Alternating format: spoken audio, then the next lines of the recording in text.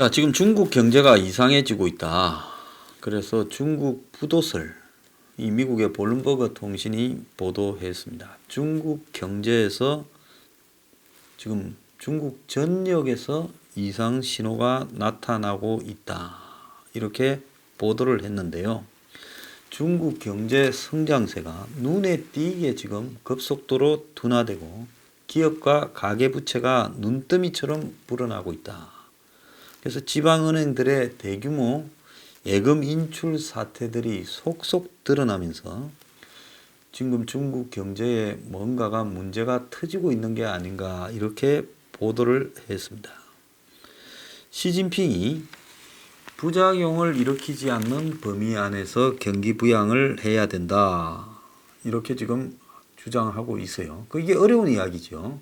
경기 부양을 하려면 고강도의 자극적인 방법을 써야 되는데 그러면 부작용이 심할 거고, 그러니까 부작용을 일으키지 않고 지금 중국 정부가 이렇게 문제를 해결하기 위해 채무 불이행, 즉 디폴트 상태에 빠진 중국 은행들을 구조할 방법이 지금 별로 없어져 가는데 시진핑이 적극적으로 그걸 구제하려고 하지 않고 최소한의 조치만 하고 있다는 겁니다. 자, 세계 3대 이 신용평가사들이 중국의 성장률을 갈수록 낮게 평가해 가고 있어요. 올해 이 성장치가 6.2인데 내년에는 5.8이라고 이렇게 보는데 올해 성장치 이것도 실제는 한 절반 정도로 보면 맞다라는 게 중국의 정통한 사람들의 평가입니다. 자, 그래서 중국은 지금 정부 투자가 제일 큰 경제적인 동력입니다. 그래서 정부 주도로 투자를 해서 자꾸 일을 벌려야, 공사판을 벌려야 뭔가가 되는데, 그러려면 정부가 계속 돈이 어디 무한정으로 땅에서 나오는 게 아니잖아요. 그러니까 차입을 해야 되는 거예요.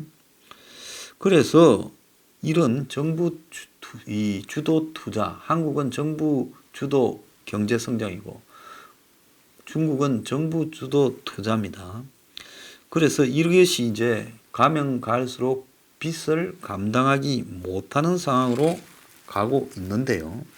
이런 구조적인 위험 속에서 지금 제일 심각한 것은 소형 은행들, 중국이 워낙 넓기 때문에 지방에 작은 은행들이 많이 있습니다. 그리고 지방 정부가 각 성들이 소유한 기업들이 굉장히 많은데 이런 것들이 지금 상황이 너무 악화되어서 중앙정부가 이걸 나서서 무슨 합병을 하든 빚 정리를 해주지 않으면 해결이 불가능한데, 그런데 시진핑이가 여기는 이 뒷짐을 지고 그냥 지켜보고 있다는 거예요. 아마 이런 것까지 다 하려고 나서다가는 중앙정부가 같이 무너질까봐 시진핑이가 거리를 두고 있다 이렇게 봅니다. 그런데 내몽고의 한 소형은행을 지난 5월 달에 중국이 파산시켰죠. 그래서 채권자들이 다 은행에 예금한 사람이 손해를 봤습니다. 그래서 그 이후에 지방의 작은 은행은 뱅크런 대규모 인출 사태가 발생하기 시작했어요. 그런데 지방 기업하고 지방 은행이 엮여 있는데 지방 은행들이 흔들리니 지방 기업들도 지금 흔들리고 있다는 겁니다. 자, 그런데 중국에 지금 진짜 또 심각한 거는 가처분 소득 대비 가계부채가 지금 100% 수준까지 가버렸어요. 그러니까 지금 과도한 기업 부채만을 이렇게 이야기를 했는데 기업 부채도 지금 165%라는 거예요. GDP에. 그런데 실제로 가계부채도 만만찮은 상황으로 가고 있다는 겁니다. 그래서 중국 정부가 이런 리스크를 갖다가 지금 해결하기 위해 채권을 발행해 가지고 그 채권으로 돈을 조달해서 이제 공사판 인프라 프로젝트를 통해서 경기를 부양하려고 애를 쓰고 있습니다만은, 자, 이런 중국 정부의 노력이 과연 제대로 될 건가 많은 사람들이 회의적으로 보고 있다고 지금 이야기가 나오고 있습니다. 그런데 이 4대 국내 은행들이 중국 시장과 연계된 금액이 16조가 넘었다는 거예요. 올해 1조 5천억이 더 늘어났다는 겁니다. 그래서 우리나라 안에서 돈이 될 게 별로 없으니까 한국 은행들이 해외 진출에 적극적으로 나섰는데 중국 은행이 지금 10개 중에 1개가 파산하는 상황으로 가는 속에 한국에 있는 은행들도 큰 문제가 될 것이다. 지금 이런 이야기까지 나오고 있습니다. 자, 그런데 영국의 가장 권위 있는 경제지 파이낸셜 타임즈가요, 한국 경제가 반세기 만에 최악의 상황으로 빠져들고 있다, 이렇게 하는 기사를 어제 냈어요. 그래서 한국 정부가 지금 한국은행이 나서서 올해 성장률을 2.6에서 2.0으로 조정을 했고, 근데 이것도 뭐 잘 되겠냐 이렇게 회의적으로 보는 시선이 많습니다. 내년 성장률은 2.5에서 2.3으로 내렸다는 겁니다.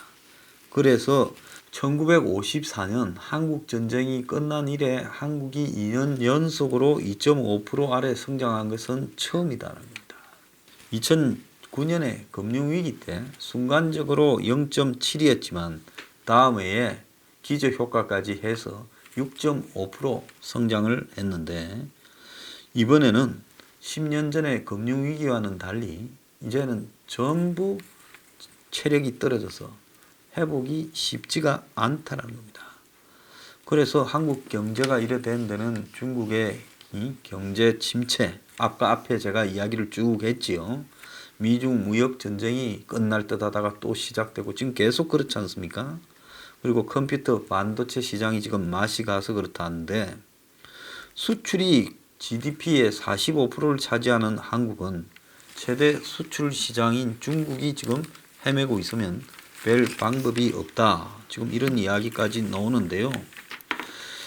자, 엊그제 기사를 보면 10년 만에 수출이 첫 두 자리 추락을 했다, 지금 이렇게 이야기가 나오고 있습니다.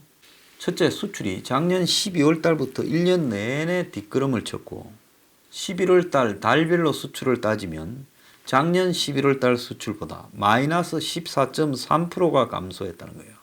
그리고 이 기간의 누적 수출액이 그 1년 전에 누적 수출액보다 10%가 감소했다는 겁니다. 그러니까 작년 11월부터 올 10월까지의 수출액이 그 전에 재작년 10월, 12월부터 작년 11월까지 수출액보다 10%가 감소했다는 겁니다. 그러니까 수출 감소가 지금 이제 구조적이다라고 봐야 되는 거예요. 자, 그래서 한국은행이 금리를 지금 두 차례나 인하를 했지만은 앞으로 이 금리 인하로 되겠느냐, 이런 지금 이야기까지도 나오고 있고요. 국내외 기관들도 지금 암울하게 이미 전망을 했죠. IMF는 2.0으로 전망을 했고 OECD도 2.0, 골드만삭스도 또 모건 스탠리, JP 모건 같은 은행은 1.89에 머물 거라고 이야기를 했습니다. 저도 올해 최종적인 성장률이 1.8 이하가 될 거라 보고 있습니다. 자, 수출만 이런 게 아니라 지금 적당한 인플레이션이, 물가 인상이 있어야 경제의 활력소가 되는데, 제일 무서운 것은 인플레이션이 과거에 무섭다 해서요. 우리가 옛날에 학교 다닐 때 초등학교, 중학교, 고등학교 때는 허번날 물가가 이번 달에 얼마 올랐다고 쌀값이 올랐니 뭐니 해가지고요, 물가 상승 때문에 매번 기사가 나오고, 어릴 때도 그런 거 소리 들으면 정말 듣기 싫었습니다. 그런데 이제는 물가 상승이 11개월째 0%대 디플레이션 우려가 더 커지고 있다는 거예요. 제가 몇 달 전에 한국은 디플레이션 초입에 빠져들었고 못 헤어날 거라고 했지요. 자, 결국은 지금 정부는 부인하고 있지만은 한국이 지금 소비자 물가 상승률이, 지난달 소비자 물가 상승률이 4개월 만에 플러스로 돌아섰지만은 0%라는 거예요. 0%라는 게 무슨 의미가 있겠습니까? 결국 농산물과 석유류를 제외한 근원 물가 상승률이 IMF 이후 20년 만에 최저치로 떨어져서 그야말로 디플레이션 상태에 빠져 있다는 겁니다. 11월 물가 상승률은 1년 전보다 0.2% 올랐는데 8, 9월이 마이너스 기록했고 10월 달은 0%다가 자 11월 달에 0.2%요. 자 그런데 여전히 0%라서 11개월 연속으로 0%다는 겁니다. 그래서 이런 지금 부분은 소비자들이 그만큼 소비를 안 하려고 한다는 거예요. 정부는 공급측 요인에 따른 일시적 현상이다라고 아니다고 우기지만은 이 정권이 언제 사실이라고 이야기를 한 적이 있었습니까? 올해 들어 가계, 즉 일반 가구들의 소득 증가가 부채 증가를 따라잡지 못하고 있다고 지금 나오고 있습니다. 정부가 지금 은행 보고 집 사는데 돈을 갖다가 대출해 주지 말라고 해서 겉으로는 가계부채 증가율이 둔화되고 있는 것처럼 보이지만은 세금이 엄청 늘었어요. 세금 내는 사람들은 말도 못하게 다 악소리 날 만큼 늘었습니다. 또 준조세, 의료보험이니 뭐 이런 것들도 사회보험료도 많이 늘었어요. 경기 부진으로 가계 소득은 줄었어요. 이러다 보니까 어떻게 됩니까? 가계 부채 증가보다 가계 소득이 더 빨리 늘어야 부채가 줄어들 거 아니에요. 그런데 소득 증가는 빌빌 싸고 있고 부채는 지금 주택으로 못 빌리게 해도 지금 슬슬 살기가 어려우니까 지금 빚을 여기저기 낸다라는 겁니다. 그래서 소득 증가율은 갈수록 둔화되고 있고 그래서 부채 증가율하고 소득 증가율 차가요. 다시 지금 엄청나게 이렇게 벌어져 가고 있다는 겁니다. 그래서 정부가 가계 소득을 늘린다고 현금성 복지 정책을 해서 가처분 소득이 늘어난 것처럼 외관상으로 보이더라도 가계 부채 증가 속도가 더 빨라지면 결국은 가처분 소득이 어떻게 되겠어요? 쓸 돈이 없다는 거죠. 그러니까 정부가 아무리 이 현금 복지를 해도 그 사람이 현금 복지를 그만큼 받기 전에는 일해서 그것보다 더 벌었는데 정부가 돈 주는 게 과거에 일해서 벌 때보다 그 이상을 못 줄 거 아니에요. 그러니까 그 사람 자체로 보면 돈이 마이너스 상태니까 빚이 늘어나고 그러니까 정부가 현금 복지를 주면 줄수록 근로 수입은 늘어나는 상황이 최저임금 인상이나 이런 것 때문에 가중되고 그러다 보니까 쓸 돈이 점점 없어지니 소비가 축소되는 현상이 지금 보편화되고 있다는 겁니다. 그래서 지금 가계부채 1,500조인데 초저금리 상태에서 정부가 관리 가능한 수준이라 하지만은 한국이 GDP 대비 가계부채 비율은 97%로 자, 지금 세계의 주요국 가운데 부채 비율이 7위라는 거예요. 아주 높은 상태라고 보고 있는데 그래서 이것이 지금 부동산 거품이나 금융위기를 불러올 수 있다. 이런 이야기까지도 나오고 있습니다. 부동산 때문에 야단이 났는데요. 이 한국의 부동산이 다 거품이다라는 것은 세상이 알고 있습니다. 서울 아파트의 절반 이상이 고가주택이다. 이렇게 평가된대요. 아파트 중간값이 8억 8천만 원 이상이 된다는 겁니다. 경기 중간값이 3억 4,500만 원이면 서울 아파트값이 경기 아파트값보다 5억 3천만 원이 평균값이 더 비싸다는 겁니다. 자, 그래서 이건 엄청난 거품이 지금 있다라는 거고. 자, 소득은 안 느는 상황에서 저절로 아파트 값이 올라서 자산이 늘었다는 거죠. 자, 그렇다면 이거는 어디에서 왔겠습니까?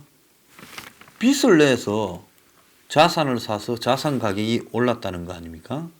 그러면 빚을 계속 낼 수 있다면 이 아파트 가격이 무한대로 늘어나겠지만 1,500조가 넘는 세계 주요국 가운데 한국의 가계부채 비율이 가장 높다라는 측면에선 이건 더 이상 빚이 나올 수 없는 상태가 될 거고 어느 시점까지 올라가면 그때부터는 거품이 꺼질 수밖에 없다는 거예요. 영국도 거품이 꺼졌고 일본도 꺼졌습니다. 그래서 홍콩도 꺼지고 있어요. 이거는 시간 문제다라고 볼 수 있습니다. 그래서 질적인 측면으로 봤을 때 연봉이 6천만 원인 사람이 30년 만기 대출 그리고 주택담보대출 비율 LTV가 60%다. 자, 이거는 합리적으로 갚을 가능성이 있는 수준이라는 거죠. 그럴 때 서울의 아파트 중간 가격이 6억 중반대 정도가 나와야 되는 거예요. 그런데 지금 서울의 아파트가 9억 정도라면 3억 정도의 거품이 끼어 있다는 겁니다. 자, 왜 외국인들이 한국에 주택을 안 사겠어요? 1% 미만이에요. 그거는 한국이 이 주택이라는 것이 그야말로 별 가치가 없고 위험하다라고 보고 있고 지나치게 비싸다고 보고 있는 겁니다. 자, 경제란에 이놈은 집까지도 이렇게 애를 먹이고 있는데요. 알바 지원자들이 최저시급 안 줘도 되니 채용만 시켜달라. 최저임금 못 받는 근로자가 338만 명이에요. 소상공인 등이 폐업에 일자리가 줄어가지고 숙박업 43%가 최저임금 미달이라는 겁니다. 10대 60세 이상이 다 최저임금 미달자들이고요. 그래서 이게 소주성 실패 상징이라고도 하고 있습니다. 다른 한편으로는요. 요즘 툭 하면 집단 자살입니다. 가족 집단 자살, 젊은 사람들 자살. 미래가 안 보여서 20대 우울증이 12만 명이 넘는다는 거예요. 정신병 환자가 1년 새 30%가 늘었다는 거예요. 정신과에 이렇게 가는 사람이요. 우리 김석범 원장님 장사 잘 되겠습니다. 참 이게 사회가 보통 심각해지는 상황으로 가지 않는다는 겁니다.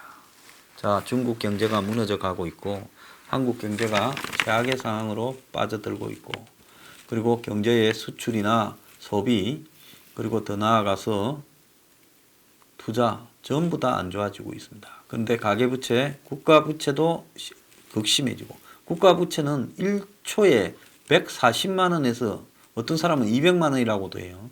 늘어나고 있대요. 자, 이 속에서 이제 젊은이들은 우울증으로 빠져들어가고 있고 최저임금이 있어도 못 받는 사람이 340만 명이다. 자, 나라가 이쯤 되면 무는 쓸데없는 짓거리를 벌일 게 아니라 그야말로 이 경제가 비상이다라고 생각하고 자, 이것 때문에 자기 운명이 어떻게 될지를 심각하게 고민을 해야 될 겁니다. 그런데 지금도 정치 게임에 지금 혈안이 되어 있습니다. 제정신 못 차리고 있어요.